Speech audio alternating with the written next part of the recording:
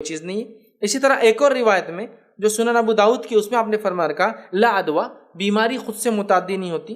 ولا حامہ، اور پھر آگے فرمایا الو کا نکلنا کوئی بری بات نہیں ہوتا، الو کا گھر پہ بیٹھنا یا چلانا کوئی بری بات نہیں، ولا پھر آگے فرمایا ولا نوآ، اور پھر فرمایا کہ ستارے کی کوئی تاثیر نہیں ہوتی ہے، پھر آگے فرمایا ولا سفر، اور سفر کی کوئی حقیقت نہیں۔ تو دیکھیے ایک روایت میں 4 الفاظ آئے، بعد کی روایت میں غول کا لفظ زیادہ آیا، اور اس کی بعد کی روایت میں نوآ ستارے کا اضافی الفاظ آیا، گویا 6 چیزوں کی آپ نے فرمایا کوئی حقیقت نہیں۔ ایک کے بعد ایک 6 ہو گئے، بیماری خود سے متعدی نہیں ہوتی ہے، ٹھیک ہے۔ اسی طرح پھر آگے فرمایا کہ فال بدفالی کی کوئی حقیقت نہیں ہوتی ہے،